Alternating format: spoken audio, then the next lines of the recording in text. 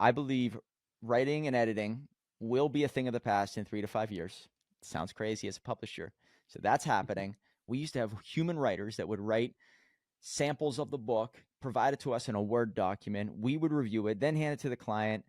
And when we started to play around with that type of program and programs like it, it just seemed like it wasn't doing things efficiently as we'd like. So Yeah. we stayed away from it. I'm not saying it doesn't work. It just didn't work for our system. Yeah. All of a sudden, I have no money coming in. I go to my team. I only had a couple team members. You're either have to be let go, or you have to take a drastic pay decrease. And it's not their fault, right? They're kind of putting their faith in me. And here I am. I only have one revenue stream. Taught me a lesson. I'm about to blow. I'm Tupac with the nouns and Biggie with the flow. Big boy with the style and Andre with the fro. Welcome to the show. You've built a publishing empire, a lead generation company, and you invest in storage and debt resolution. Which one of these has been the most profitable, and which one kind of keeps you up at night? Ooh, that's a good question. First off, thanks for having me on, man. But the one that has made the most money for me is the publishing company by far. And it's probably because I've been at it since 2016, 2017. So that's the most successful business that I'm a part of. It's not the most scalable. The one that keeps me up at night is probably, in a good way, is the lead generation. That's the one that I see real potential and scalability. So when we talk about debt resolution, it's more so about lead generation for debt resolution companies. To me, how do I really help businesses? I help them generate leads. And if you think about it, that's one thing that will never end. Every day there in every company, there's a sales guy or a marketing guy that says, man, we need more leads. So if I really want to put my stamp on, some type of business, if I could be of value and help them generate leads, man, then I can really connect the dots between people who need their service and really for the entrepreneur, the capitalist, for actually to provide the service to them. So that's the one that keeps me up at night. It's exciting, but also you can go in so many different directions.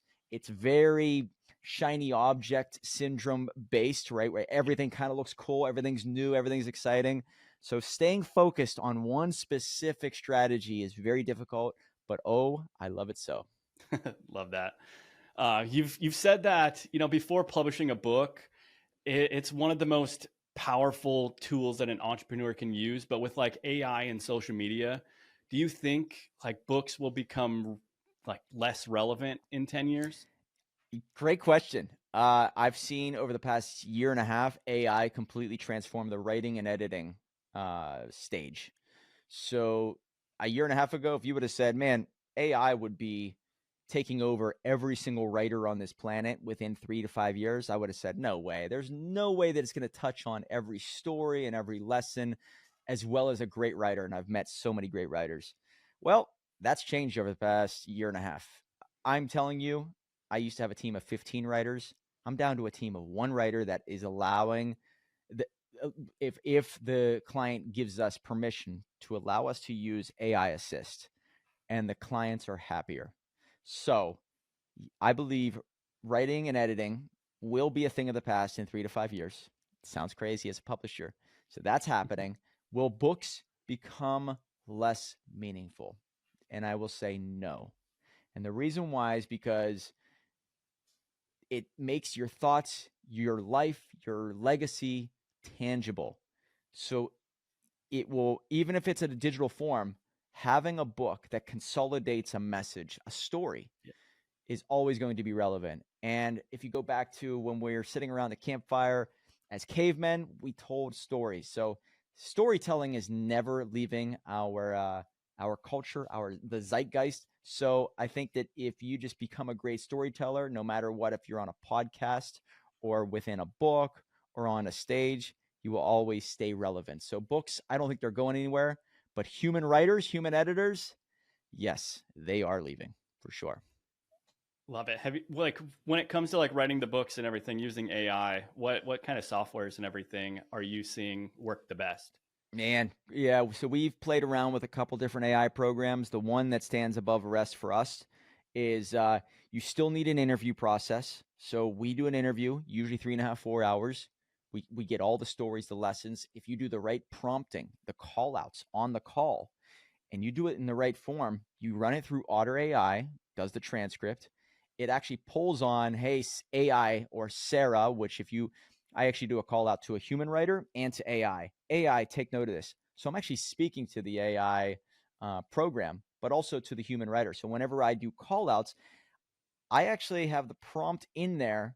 So whenever I run it through, the number one program is the Chat GPT, the $200 a month one. By the way, I don't know if you've played with all three of them, the free, the one that's $20, and the one that's $200. There's a difference. I didn't think there was, but there definitely is a difference. And so we play with the $200 one, and then we also have played around with Grok. We played around with Claude.io. It's amazing. I think Otter AI, ChatGPT, the $200 a month one, is really all you need in the beginning. So yeah, those programs will change your life. However, it's not just the programs, it's the prompting, it's the questions you ask. We have a list of questions that we say every time. What's the storytelling like in this? Is this written at a 14-year-old level? Is it, you know what I mean? So like, having the program is one thing, but being able to communicate with it in a way that actually provides the greatest output for the client and keeping that tonality, there's still an art to that. So will AI take your job? Maybe, but who's going to take your job is the person who understands AI, and they'll do it faster, better, and cheaper than the next person. So that's the way I look at it. Those couple programs will change your life. For sure. Yeah, because like we do the same thing with VSLs, where we hop on an interview with the client, we ask them targeted questions, we get the transcript for that, and then we're able to kind of leverage AI to get the bones like where we want them, and then we just go in and make the edits that we need to make. Have you ever used like movable type? I know they're specifically for like writing books. Yeah, we've played with it. It wasn't user friendly for what we were doing. So it's like, there's convenience, and there's also certain things that we're looking for, and it just seems like that didn't work with us. Now, I'm not saying it doesn't work. It's like it's based off of our old format. We used to have human writers that would write samples of the book, provide it to us in a Word document. We would review it, then hand it to the client.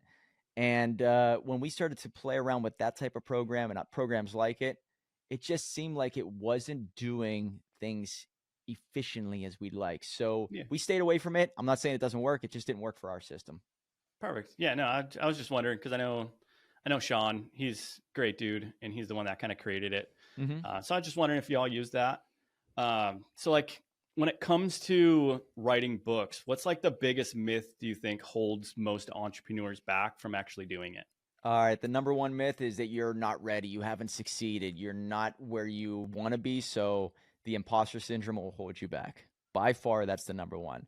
And the myth, the reason why it is a myth is because if you've done anything in this life and you're proud of it, and people are coming out of the woodwork already asking you questions at an event, in your business, within your team, that you've done something that has value.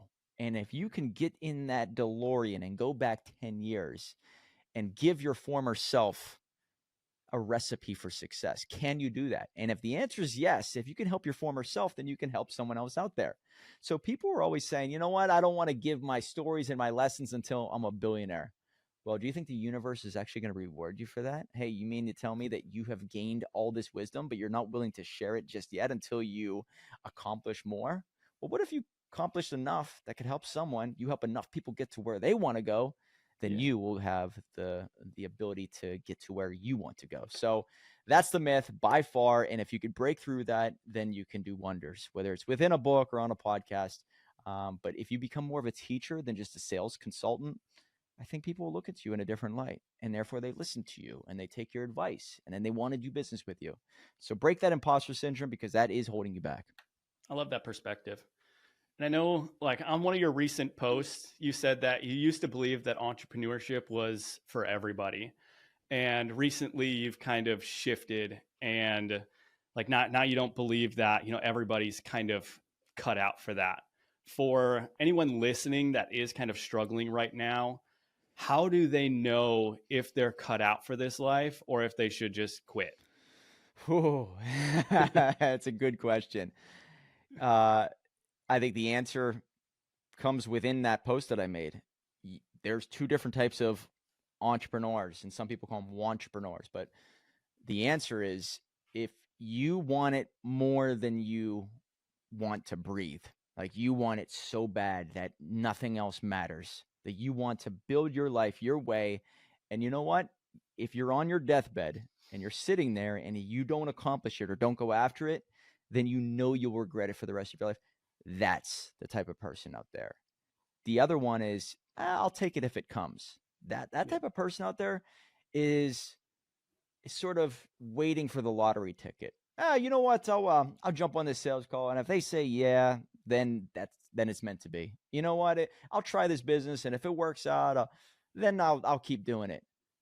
The entrepreneurs that I know who make it are the ones that say hell or high water, never say die. I'm in this, and no matter what it takes. You think Elon Musk is sitting there on the, when he's sleep on the floor of Tesla saying, you know what?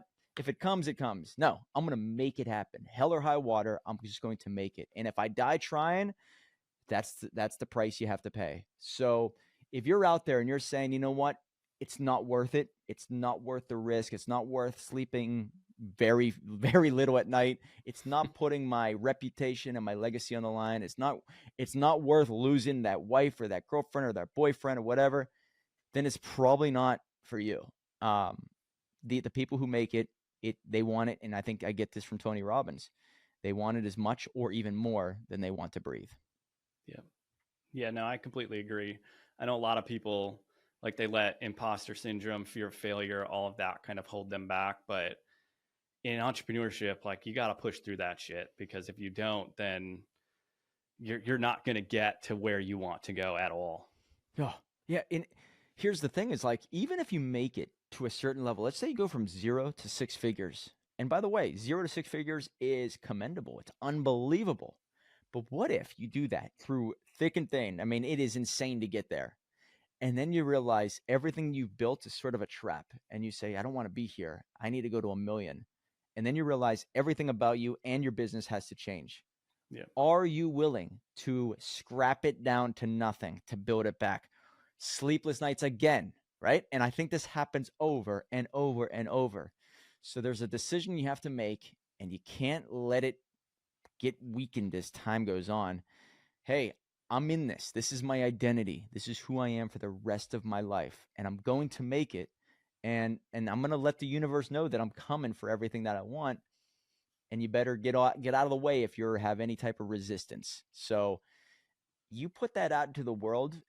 It's not just for you and maybe the people closest to you. It's there for the marketplace to truly believe in you. Hey, I believe in this guy. I want to do business with this guy. I want to invite this guy on my podcast. I want to get this guy on my stage because this guy's a formidable force. When you look at some of the great ones that you pay attention to, whether it is Trump or Elon, or whether you're a Bezos fan or some of these big names out there, these individuals didn't get there by saying, you know what, let's just see how this goes and let's have some fun with it. This is who I am. I'm going this way, and I'm all in. And I'm all in for the rest of my life, no matter what happens. And I think that those are the type of stories that live on, for sure.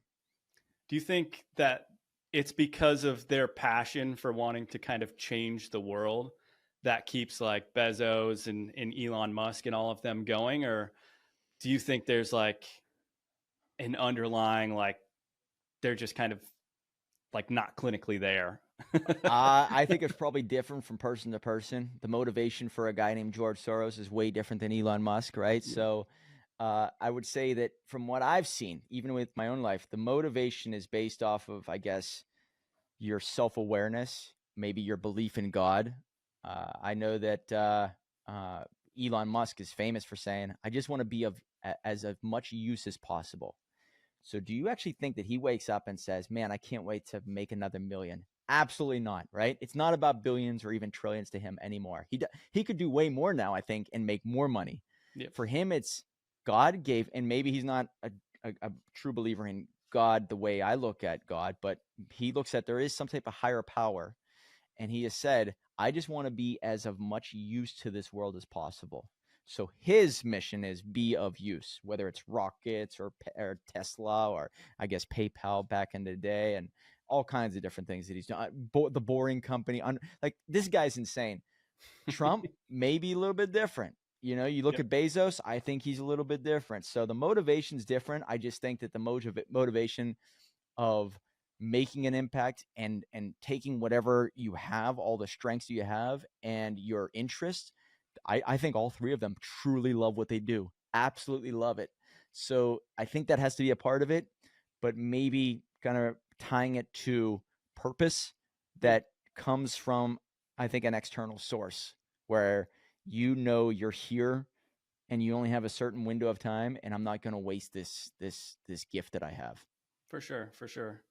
I know a lot of people, like, they're out there chasing that $1 million business dream, and you've worked with tons of entrepreneurs. What's the brutal truth about scaling to 7 figures that most people don't want to hear? Ooh, oh man, yeah. So I would say everything is built off of systems. You know, you get to 7 figures, and whenever I was able to break revenue-wise 7 figures, you would think that you're like, oh my God, that's a lot of money. And then you add it all up and you're like, oh my God, to get there, it was inefficient. Yeah, This much in labor costs, this much in taxes, this much for, you know, the marketing aspect. So to get it from, you know, beyond 7, after being around enough people, it's all systems and processes, and it's technically the boring stuff. yeah, To go to the high levels of entrepreneurship, you have to do all the little things that are so boring, like the SOPs and documenting it and making it so you, the entrepreneur, the driver, the visionary, is cut out of the process 100%. It's not sexy, and it's not even, to me, it's not even that exciting to do, right? But it's necessary because that's where you make the most impact. So getting it going, the person who starts the fire might not be the person that chops the wood and makes it bigger. And yeah, then it might be different than the person who takes that fire and then makes it an insane wildfire, if you will, right? So it's 3 different people, 3 different skill sets. It could be the same person, but it's all different skill sets that are required. And sometimes what I've noticed is that the people who go from 0 to 8 figures, let's just say, do not have the want or the drive to go beyond that. And it's probably because this is good enough. I'm happy with this, but this is all that my capacity can take. So the ones that keep going and keep driving, there's something inside of them that will never die, but they have fallen in love with systems and processes above everything else. And that's where you get into the genius of whether it's programming or data scraping or things that the programmers behind the scenes have really struck gold with. And that might not be exciting, but it's necessary. So if you focus on that after you get to a certain point, you will have a shot at that from what I've seen. yeah. No, because kind of how you brought up the 3 people, it's like the wealth dynamics quiz or something like that kind of breaks down what you are. There's like the creator, there's the star, there's the operator. I don't remember what the other 2 are, but I see it being extremely important, especially for entrepreneurs, because a lot of the times we come into entrepreneurship as the creator. We're trying to create something. And as the creator, we can get to multi 6 figures and all of that. But getting from multi 6 to 7, that's where you need to bring in the operator that's going to create the SOPs and do all the boring stuff that you don't want to do. And if you find yourself trying to do that stuff, you're just going to hate life and you're going to hate the business and you're going to want to quit. Yeah. Well, outsourcing sounds fun, but you know how sometimes that could be taking your greatest gift away. Like if you're the face of the company and you built this personal brand and you love posting on social media and you're able to, like, I'm speaking from experience. I love doing that type of stuff. But the moment I got out of sales for certain parts of my business, I kind of lost. I know it sounds weird. I kind of lost like something. I lost that connection. I lost my finger on the pulse of the business. Yep. And you start to make bad decisions because you don't know what's going on in your business. I knew where every client was at, what they were going through, every story. You cut me out of the interview process of doing the books for people directly for the interview or the sales call. I don't know who this person is, and I don't know how much I can help them the best. My systems and processes were completely out of whack. And it taught me the lesson that to make it truly scalable, it can't rely on the owner's personality for the daily operations, maybe for the overall brand of it, but not for the operations. And so it does it's very humbling to show some of the things that you truly love to do are actually holding you back. 100%. I know you've mentioned before that, playing the long game in business is key, but with AI disrupting entire industries overnight, do you think that we're entering an era where kind of speed matters more than longevity? Yep. Jeff Bezos is very famous for saying that people will pay for speed or convenience no matter what, wherever they go. So those two things will always be in demand. And with AI, it's going to change the world in such a way, in my opinion, that speed obviously is going to be not just a benefit or a great value add. It's going to be a necessity.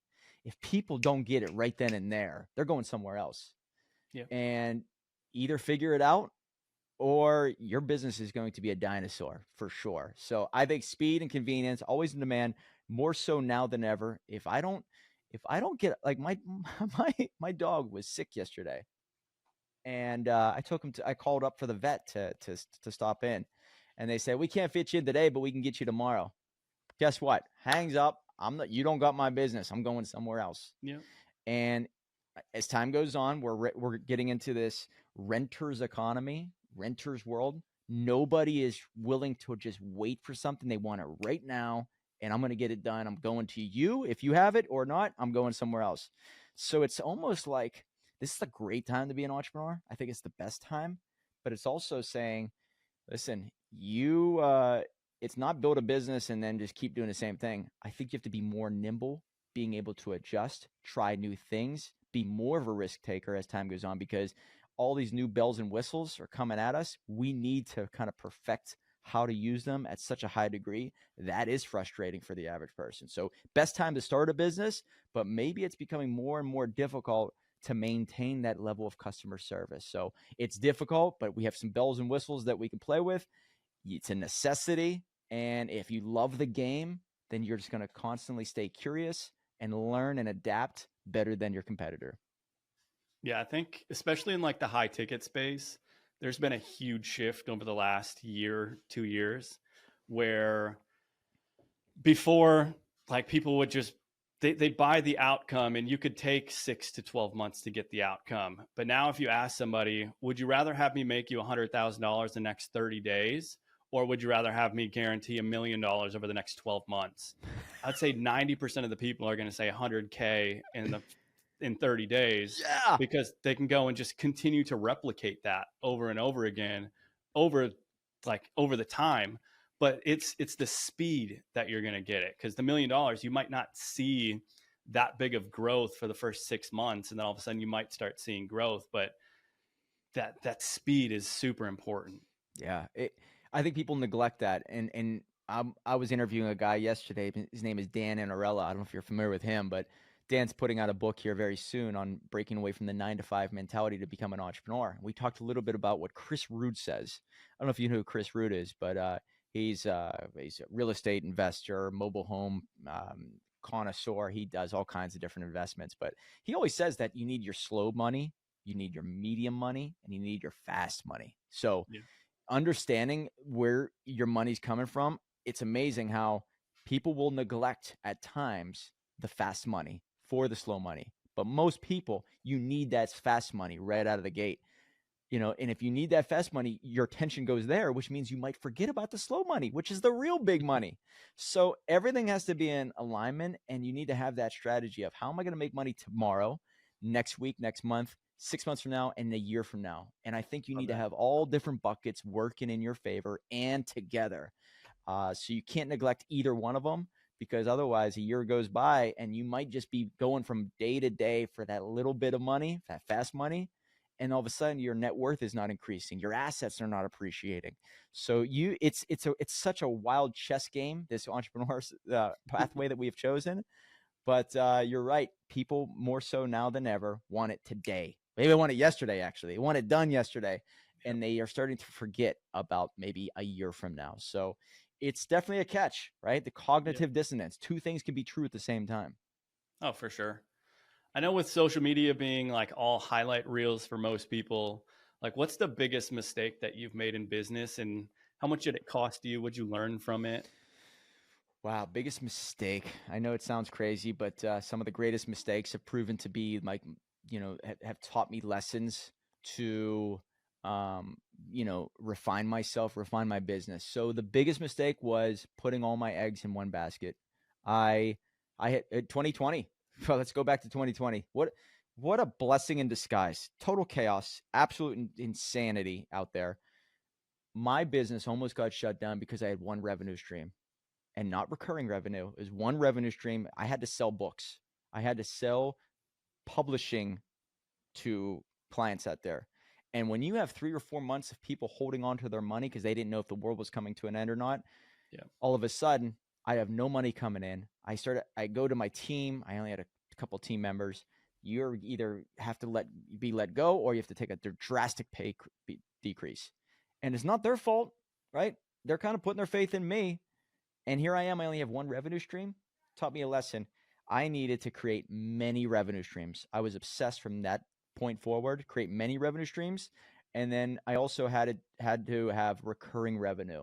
So it started to shift my mind into operations, sales, and marketing for my CRM, being of service in many different capacities to other people. If you have a book, maybe we can help you market the book. We need the right CRM. We can run some ads for you. So recurring revenue. Now I'm starting to like get into things that I never really wanted to get into, but it taught me that's what I needed. And then it started to show me, wow, this is even more valuable than the publishing itself. If I'm more of a marketer and help them generate leads and grow their business, they're actually more appreciative of that. And that's a longer term commitment. We stay in contact, we work together longer. That's recurring revenue, but also more possibilities. So it was such a weakness. It taught me that I did everything wrong in that first business. But thank God that it happened because it showed me many different possibilities that I actually acted upon. And Love that's why I that. recommend anybody out there, no matter how successful their business is, focus on the recurring revenue and constantly increasing your skill sets. So if you see an opportunity, you capitalize on it, whether it's a business or a new service. Make sure you keep accumulating new revenue streams, new ideas, and new network members for sure. Love that. Love that. That's huge. Like, so I know you've got a pretty strong stance on, business, government outreach, and taxes. What do you think this new administration is going to do over the next 4 years that will impact entrepreneurship the most? Oh, can you see my face? I'm giddy. I'm just so excited. Last year was a really scary year. And I just kept saying, all right, when July 13th happened, I'm in Pittsburgh, Pennsylvania. I almost went to the event that he got shot at. And I was going to go there, but I was actually dog sitting for a girl who works for me. So I didn't go. But when that happened, I said, you know what? I'm a spiritual guy. God kept him alive for a reason. Something good is going to happen here in November. And when that happened, I'm like, all right, he's protected.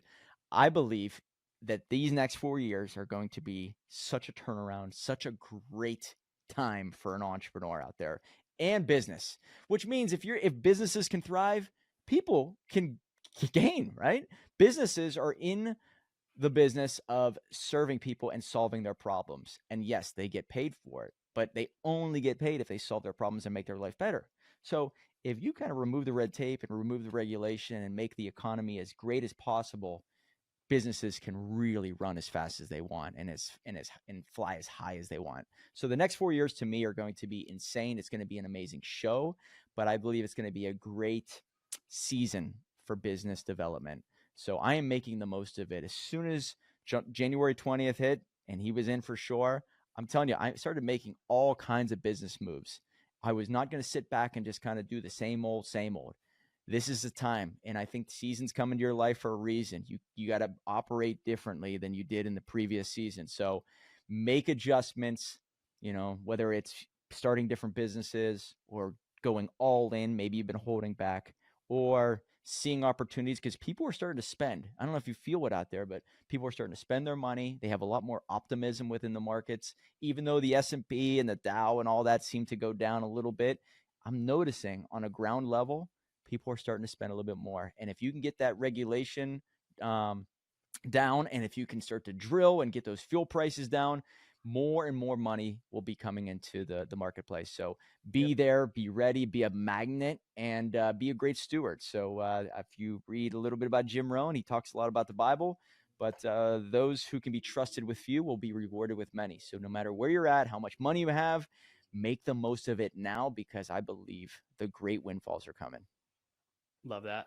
Yeah, that was kind of brought up the next question is like, we've seen with Doge, we've seen an insane level of government spending, like rising taxes and small business regulations that have just increased in the recent years. Do you think kind of Trump coming into office is going to be able to repair that before we have a major economic collapse? Or do you think that there's going to be a collapse and then there's going to be the great rebuild? So I do believe in good and evil, and I think there's a spiritual battle going on, but let's just say there's chess players. All right. Trump's making some big chess moves with Doge. Now, anytime you make a big chess move, you're going to expose some of the other players, whether it's their weaknesses or their moves. And they're not going to go and just lay down. They're going to fight back. And they're going to fight back in many different ways, whether it's within the markets. I mean, you talk about even the Dow Jones and the S&P. If you look at it, Trump says, and I don't know if this is true or not, but it's due to globalists making shifts, right? Pulling out, realizing that they could really tank the economy if they make this big chess move now. So Yeah. I think that they're going to fight back like crazy. Yes. And so it will be bumpy. You talk about tariffs, you talk about potential World War III. I don't know how much you pay attention to Ukraine and Russia, but it doesn't look like Zelensky wants this war to end anytime soon. So why is that? Maybe because the European Union and NATO, they make their money from war. And the moment that Zelensky leaves this war, what's going to happen, or gets out of this war, martial law's over. There's going to be a new election. Most likely he won't be reelected. Maybe the person comes in, exposes some of the corruption that's been happening. What happens to him? So there's all kinds of incentives I've noticed of like staying in this war. What's that going to do to the world? I have no idea, but I know that the bad guys out there will continually push back, and it's up to us. And I think that's the beauty of being an entrepreneur is you always have your hand on the switch. Okay, if this is happening, I'm going to do this, and if this happens, I'm going to do that. And that means constantly increase your skill levels, become more articulate, become more well-rounded, learn as much as you possibly can about the world itself and yourself, and just be ready for adjustments. And I think that once again, we have the runway for the next few years. Doesn't mean that after that, it's going to be all sunshine and rainbows, but I think Trump's going to change enough. I think we have the momentum, but be ready for surprises. So stock up on that water, get that Starlink. I have Starlink as backup internet, and just be ready so you don't lose sleep at night, and therefore you have your next moves in place. Patrick Bet-David, I don't know if you follow him, but he wrote a book called Your Next 5 Moves. And even though I'm not a big or even great chess player, I look at it and say, you know what? What are my next 5 moves? What are my next 5 years looking like? And here's where I'm going. I'm going to have this in place. I'm going to do that. And so you have a series, whether it's in your mind or in front of you every single day, for you to make adjustments, and you know what you're shooting for. So if one soldier goes down, one pawn, one idea, it's not the end all be all. You have your next move. And I think that is the name of the game, is the great entrepreneurs, no matter what comes their way, they have another move to make. Oh, 100%. Yeah, I completely agree. So when it comes to like what happened in the Oval Office the other day with Zelensky, like there's a huge divide on people that are like, Trump is absolutely amazing. And then there's the other side of it that's like, I can't believe our leader did this.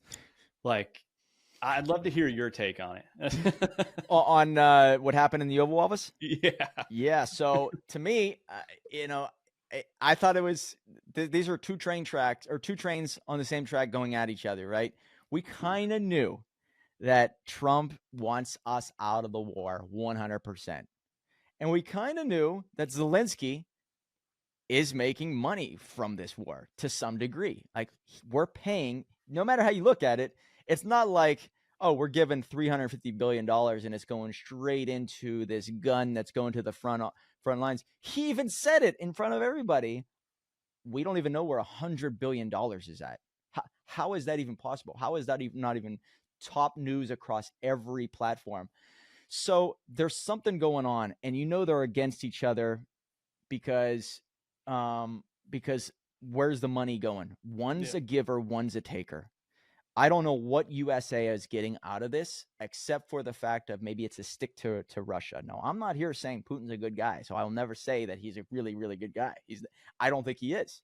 But that doesn't mean that Zelensky is the good guy, right? Yeah. I look at it and say, what's going on here?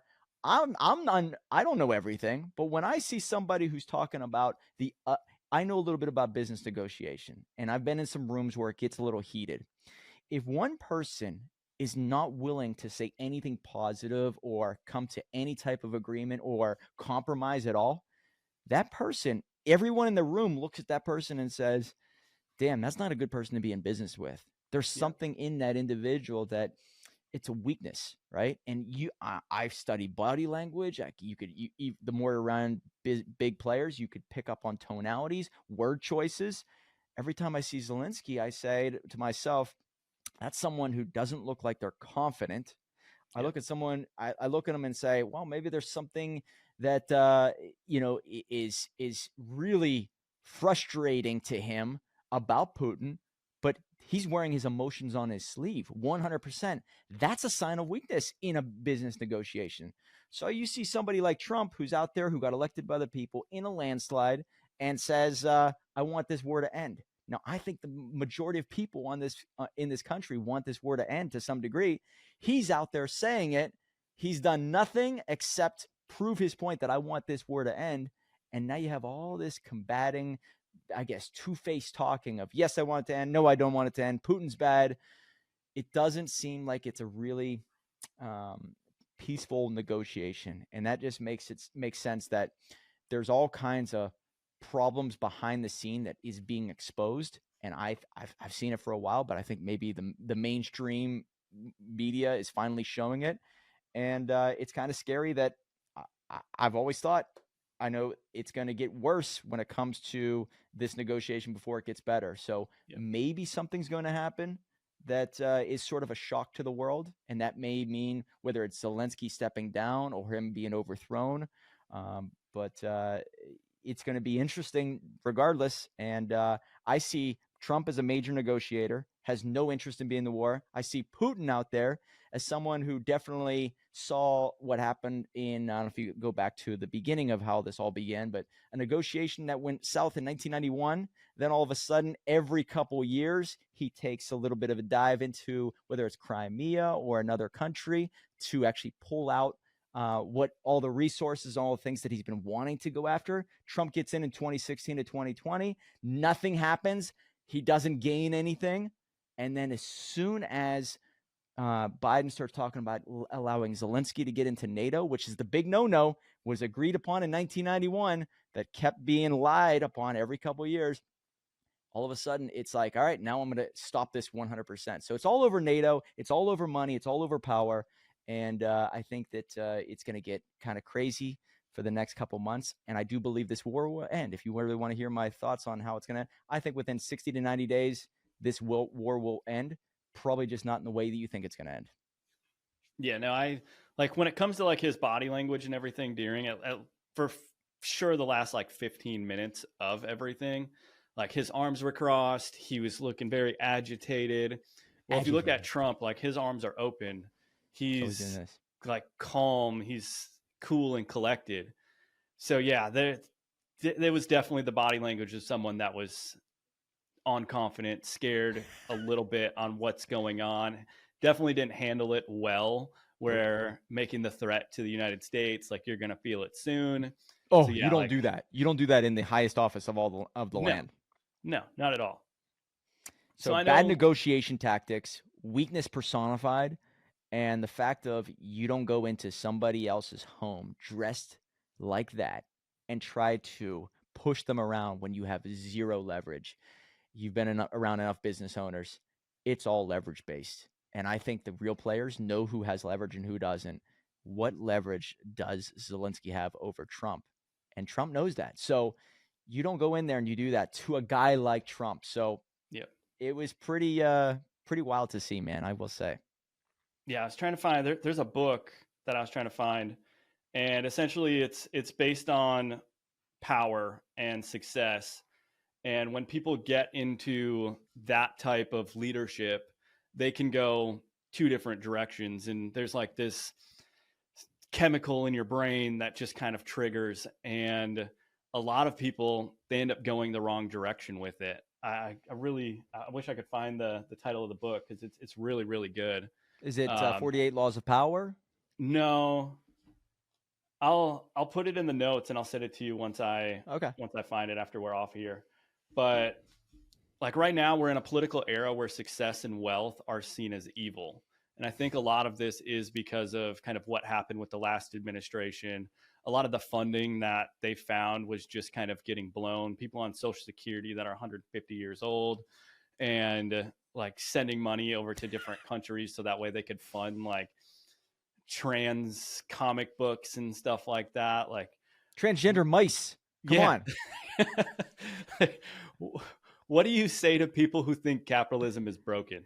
Oh, capitalism. I mean, to me, it's free enterprise. The more we pursue for that, it just allows. I'm a free market guy, right? And capitalism, if you break it down, it's an individual providing some type of value to the world and being compensated for it. It's not being compensated and then provide the value. You have to provide the value first. It's how this country was formed. And so those people out there who think capitalism is broken or evil, they're the victims out there. They're always going to play the victims. They're the ones that don't have an understanding that they hold the key to unlock their chains. And the only way to unlock the chains in your life is forget about your chains and unlock other people's chains. Yeah. How can I help those around me? How can I be of value, whether it's a business or some type of service that makes other people's lives better? And if you do that enough, you can have everything that you ever wanted. You can be compensated as much as you possibly want. It's not pay me and then I'll do. It's I'll do and then I'll pay. And it's to me, it's very biblical. It's wild to say, but if you think capitalism is broken, it means you've been misled. It means you have a weak mind. It means you don't have what it takes mentally to understand how wealth is created. You're always talking about raises and making money. If you understand wealth creation, you can go and make your own money. That means you need to understand sales and marketing and things that may bore you or you may hate, but that's a necessity. So if you think capitalism's evil, wrong, or the reason for all these problems, it's because you haven't done any type of research and you don't know your history. Look at how much chaos was created from communism, from socialism, from every other country outside of the United States. We are the only country that still has this ability to have this freedom and we don't even have as much freedom as we once did, but we still latch onto this aspect of freedom, whether it's through free speech, whether it's the ability to bear arms, and this free market of being able to build businesses. You can only do it in America. And you see all the people around the world coming to America for that reason. So it's the greatest place for the sole reason that we still hang on to the free markets in the capitalist society. We still can make the dreams that we have always had since we were kids. And it's based off of free enterprise. So it's not taught in schools and it's not being shown on media because I believe deep down, if people don't look at capitalism in a positive light, they can be controlled.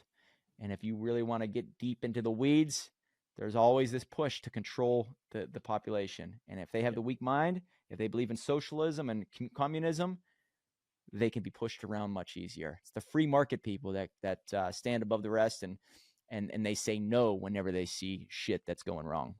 100%. I think we've seen that during COVID, where a lot of businesses, they were still staying open even though they weren't supposed to be.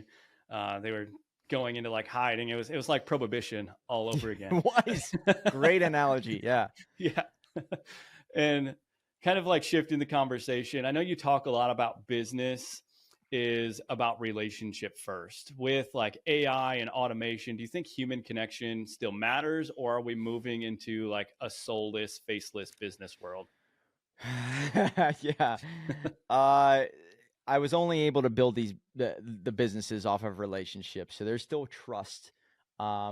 It's not like it once was. It's not like I got to jump on a steamship, travel 3,000 miles to see somebody for a weekend and then leave. This is done through social media.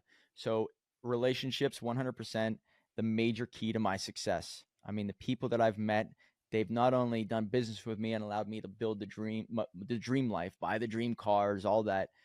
It allowed me to work with them, to learn what they know, to trust them enough to actually follow in their footsteps and take their advice and apply it to my life. And then also meet people that are just incredible. So the relationships not only set me apart mentally, but experience wise too. I've been able to see some really cool things, and it was because of relationships. Not so much of what I know, but who I knew. So yeah, I think that's the name of the game. That will never go away. It's just going to look different.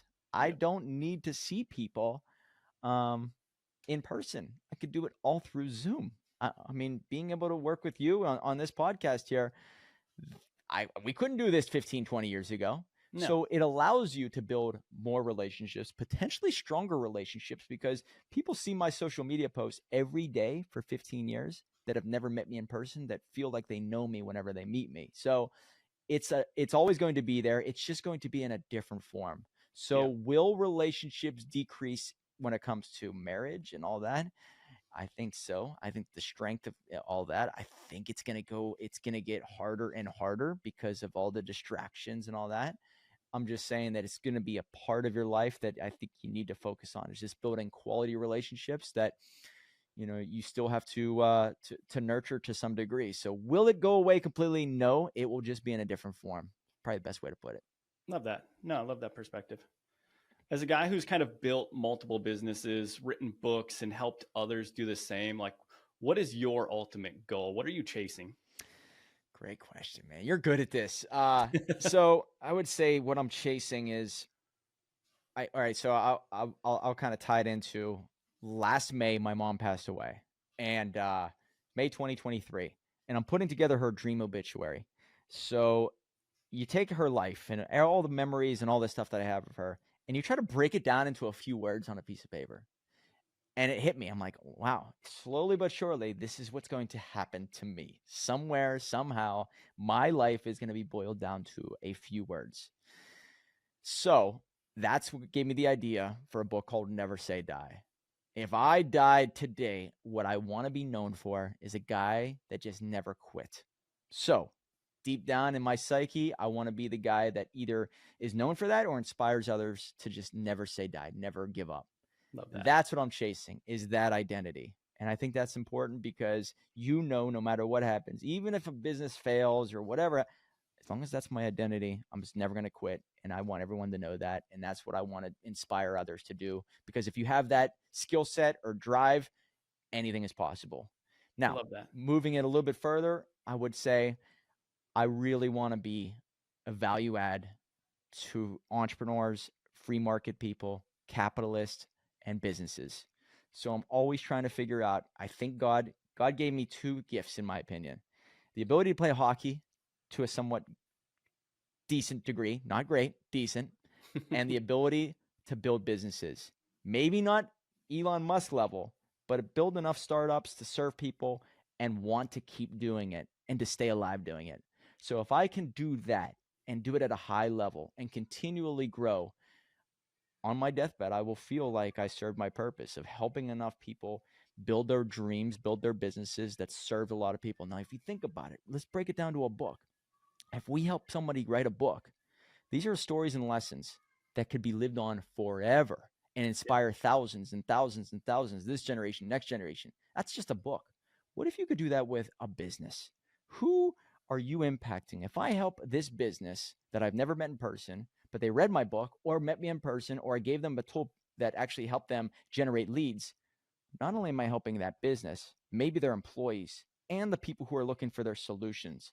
So like the amount of people you can touch with business development and business empire building is incredible. So I want to be known as somebody who never says die.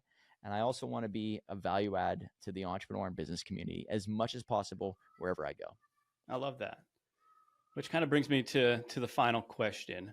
Like, you've built an incredible reputation for helping entrepreneurs publish books and grow their brands. Where can people find you, and what's the best way for them to work with you? Yeah, it's pretty easy to find me on social media: Facebook, Instagram, TikTok. Just type in Mike Fallat. Easy to find. The Dream Starter is the handle on Instagram, but Mike Fallat, Fallat. The company that is for the publishing side is dreamstarterspublishing.com. And it's probably the best way if you want to get a book done. It is an absolute game changer. I talk about the importance, but people don't know that it comes from experience. 2016, I wrote my first book. When I wrote it, it changed me. Like, I remember the day I became a bestseller. I felt different. People treated me differently. So it was wild how much it did for me. And that's why I recommend, if you're trying to gain some traction, start to build your social proof. Get those check boxes checked off, whether it is you have a podcast, or whether it's you have something that you've been working on, you're proud of, sharing it with the world, or whether it's a book that will help elevate your name in that field. Get it done, because that's when you become more of a magnet, not just for opportunities, but for leads. So build that social proof, that authority in your space, and watch what happens. So dreamstarterspublishing.com, we'd love to help you out. And if you go out and take a look at some of the other businesses, I'm easy to find, but look me up at Mike Fallat and on social media, and reach out to me and just tell me you've heard anything on this podcast that you liked. Give me some type of feedback, because that's important. Love it. And with 381 bestsellers now? Today's 382. So today we just launched our 382nd book. Love it. It's called, I think it's Live with Purpose. And so today's 382. And I would say by August, we will be, maybe way sooner than that. By June, we should be crossing the 400 mark. So we'd love to help you become an Amazon bestseller, so it could change your identity and your legacy going forward. Love it. I appreciate you being on here, Mike. I'll put all the links and everything in the comments below. It's been a pleasure, and I look forward to continuing to connect with you. Yeah, thanks for having me on, and this has been awesome. You're great at asking questions, and Thank you. let's stay in contact for sure. Of course.